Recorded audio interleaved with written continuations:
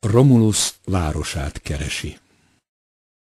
Romulus nem ölte meg az öccsét egy kapavágással, hanem csak törvényt hozott, hogy épülő új városfalát élve senki se léphesse át. Romulus most metrót épít. Az első kapavágást elvégezte, maga sem tudja hány évszázada, de azt igen, hogy telhetetlenül szórja a firenzei aranyforintjainkat. Romulus régi falakat romboltat, kifehérített rabszolgákkal, a románok nyugatra vonultak. A Duna szeszélyétől függően nyúlgátakat épít a római parton. Stílszerű. A folyami gőzhajók és cirkálókat nem látta elsüllyedni a Dunán és az Adrián, még fiatal föld alatti tevékenységében sem. A rombolókat elvették a győztesek, a mahartot eladták a vesztesek.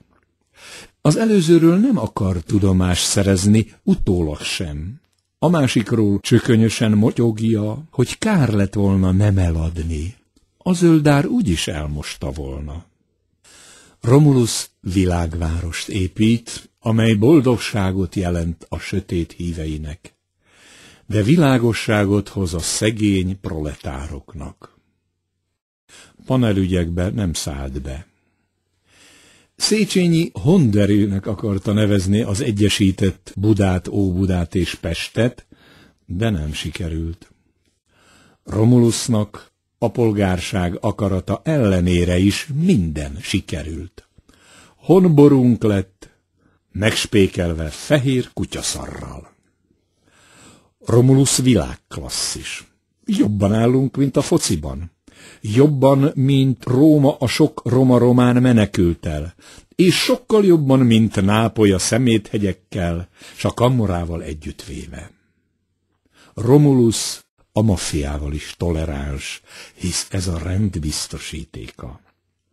A New York kávéház ünnepi adásán is ott reprezentált, én is ott voltam, semmi közöm a maffiához. A feleségem, mint iparművész, tévedésből kapott meghívót.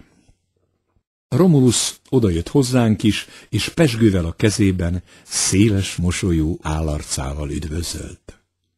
Mondtam a feleségemnek, menjünk innen, rossz helyre keveredtünk, de akkor egy Fenyő nevű amerikás, s egy hazai helyzetfelismerő barátjával elkísért minket, pedig még messze volt az éjszaka. A nagy dumájukat a metró beérkezése vágta el, amelyre gyorsan fel is szálltunk. Lám, a metrónak is van művészet és hagyomány megőrző szerepe. Mikor lesz kész az új metró?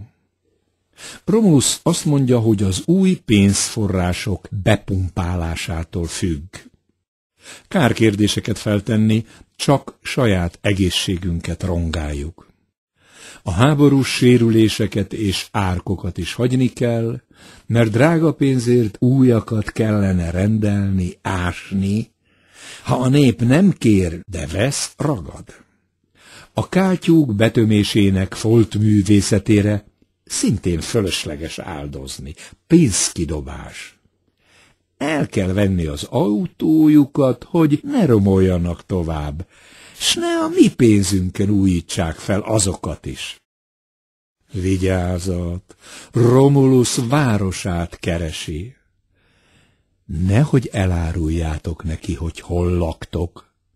Visszapenderít valami ócska római úti maradványának hazudott töltésre, fejetekre szór némi hamut és friss macskaköveket, úgy, hogy csak szmogos macskaméz lesz belőletek. Pedig minimum borostyán kő volt az eleve elrendelés.